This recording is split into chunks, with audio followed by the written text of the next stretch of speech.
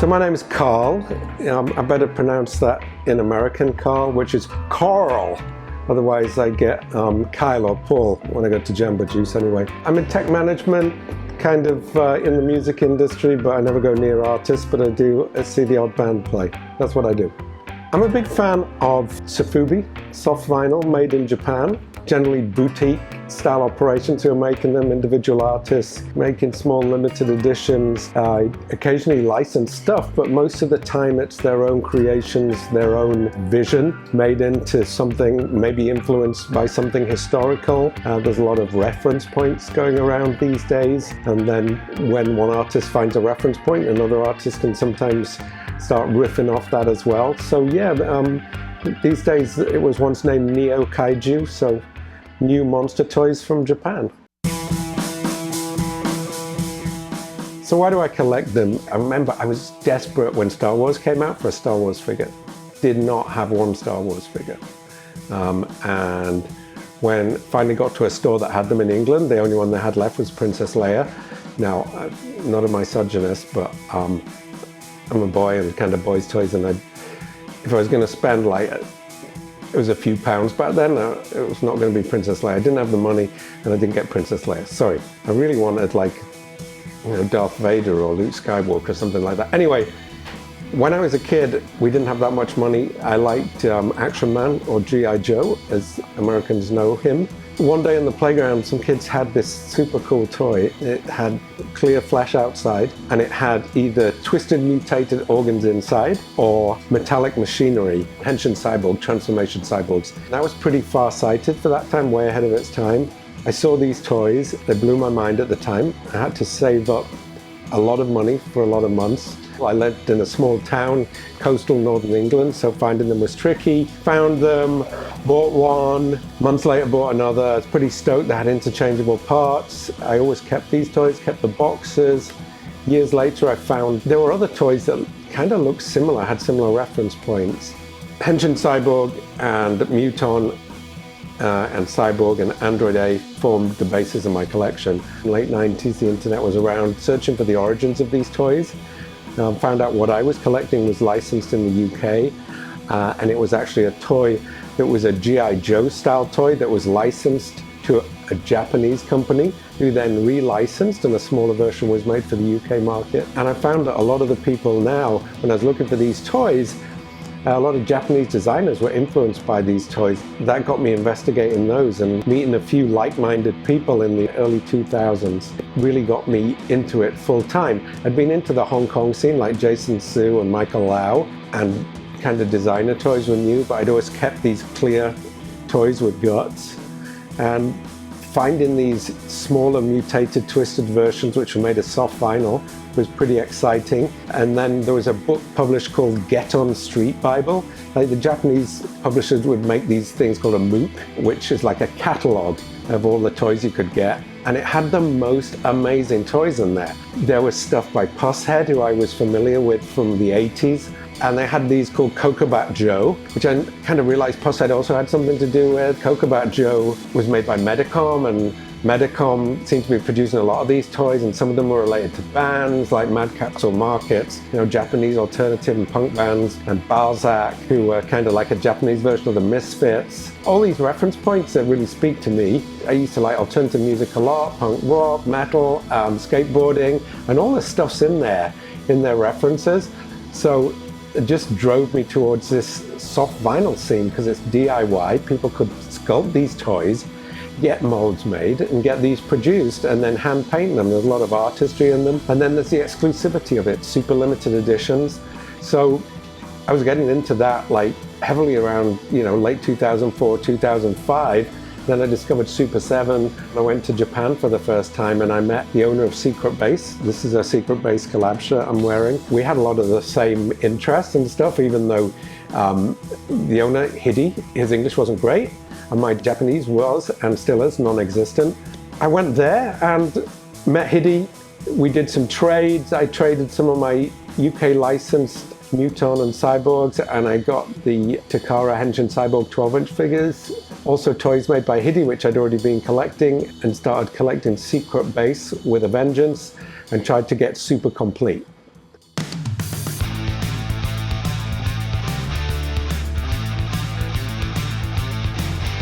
I went through that period maybe in my teen years where I didn't collect, but back then I was getting these action figures and I'd go on holiday for cheap holidays to Florida and I'd buy like Toy Biz figures, Bill and Ted, Teenage Mutant Ninja Turtles. Then years later I was lucky enough to like move to the US because of a job I got and started collecting the Spawn toys. So that's where my first sets came from toy stores. Nowadays, for what I collect, mostly internet.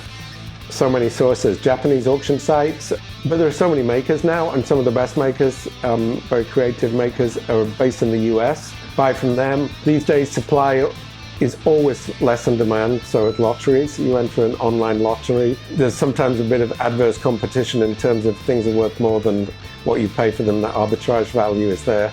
So bad actors will get in there and just buy them to flip them. I think a lot of people flip their toys. It's frowned upon within the scene, but that adds to the volume of people trying to get them.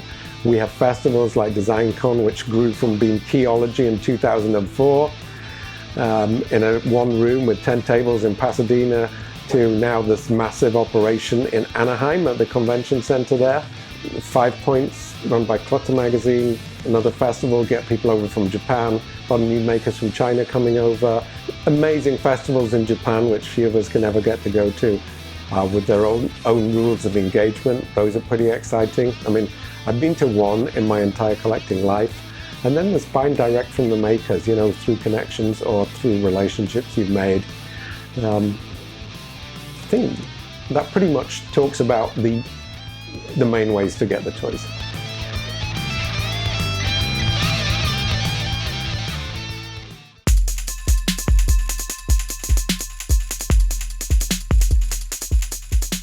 So when I get a new toy, I used to make jokes like it made me feel moist.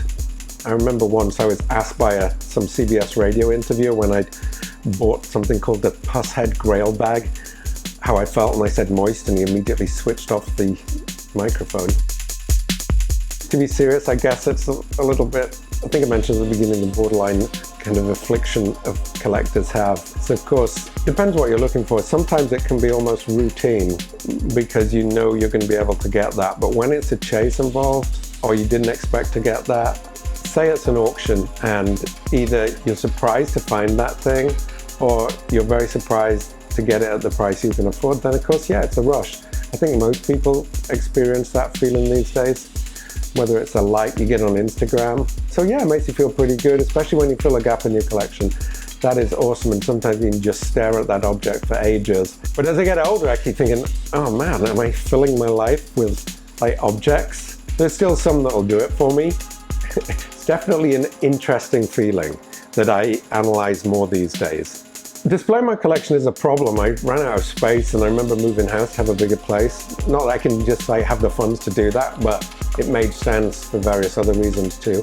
Basically, any flat surface becomes an area for toys now because I have so many. There's this like weird thing where people think I keep everything in tubs. I do have some stuff in tubs. Most of it's out when I got a lot of new space.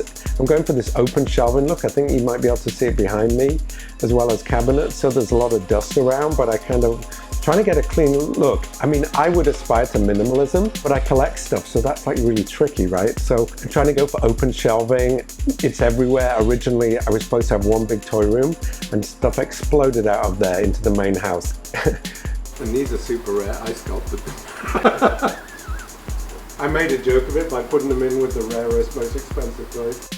A gifted toy that you really wanted, and then someone gifted it to you, that's pretty special. A toy made by someone you know that you're on good terms with, that's pretty special. Something that you didn't expect to get and wanted for a long time, I guess that falls into the grail category.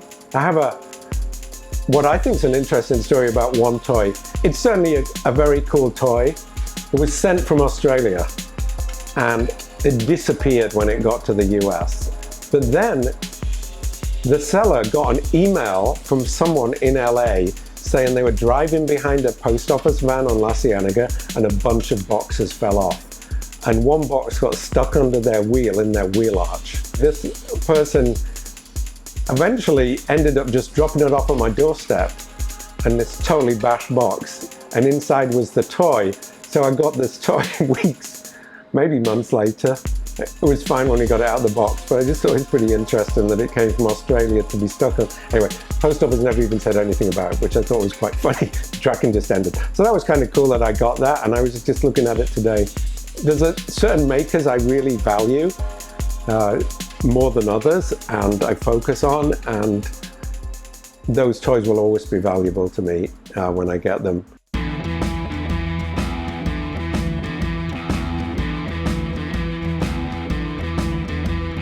My husband grew to love it. What I get, he gets excited when I open a box. I guess he has to like it, right? He lives amongst it. There's a toy collector friends. Obviously they like some of it. Some people come over and get a bit weird and bent out of shape about certain things I have. I guess that's the juxtaposition of like wanting the stuff yourself versus someone else has it. My non-toy collecting friends, 100%, they get pretty stoked on this stuff. I mean, not the minutiae, but just seeing it en masse. They really like seeing it. I mean, where else are they going to see it? They wonder what it is. They don't think it's too weird. That's actually quite surprising. I mean, when they see the volume, they think it's a bit crazy, and they know that I probably spend proportionally too much on this stuff out of my overall income. So yeah, they think that's a bit crazy. This is a cyclical hobby in a way, and I think sometimes it only has one cycle. Been in it long enough to see things go up and down, and you know, I don't think it's a retirement investment, but maybe this is what I spend my money on instead of saving what I should do. So it's kind of a bit crazy, but you know, I like it that much. So yeah, I like it. I mean, my wish list is to be able to carry on collecting what I collect. And there are certain things, the competition has increased as more and more people, you know, maybe they'll see something like this and get interested, or they see your Instagram and it makes them want to be interested in it. So the nature of it, because it's handmade by craftsmen, basically, artists and craftsmen, means that it's never going to be mass market, mass volume. So the more people that get in, it's harder. I guess my wish list is to be able to keep on collecting, to be able to have the income to do that, the wherewithal, the friends, the connections, the good graces, and to know about it and not be in that position where you can't. I see a lot of people come in and it's the biggest thing in their life for maybe 2-3 years, and then they're out of it. I've been in this a long time, and I told a lot of people I'm still going to be in this, and I still am, and I feel like I will be. The number one thing about this hobby is the people that I've met through it. We have so many similar pathways into this hobby. When we first got together in early 2000s, one of the things that was instrumental in bringing the scene together was a message board called skullbrain.org, created by Isaac Ramos. We met a lot of people from different places, mostly across the States, but people from Europe, England, Japan. Also met local people through that, which was awesome. So we coined something called the LA Skull Crew, LASK, and then various other incarnations came up, like there was the Boston area Skull Crew, BASK, basically anything you put ask on the end of it. And there's a little bit of very friendly rivalry there, like Tard was added to the end of certain names and stuff like that and thrown back at each other. So we met those people, and I'm still in touch with lots of the people, including those who don't collect now. Some are lifelong friendships, some are friends who've come and gone, you know, but it's all good stuff. I've certainly met a lot of people, I hang out with these people. The other thing is you meet the artists, and sometimes that's awesome, sometimes it's not the best thing. It's hard for me to separate art from the artists, but it is that ability to get connected to these people, to have that real-time dialogue with them that makes things interesting. Some people use it to their advantage. Some people just become friends, whether they're getting the toys or not. It's really interesting. I think it's part of the internet age and the connectivity of social media, some of which is bad. This is generally a pretty good thing. We meet up. I know people in New York. I know people in the South. I know people in England, Japan. I know people in China.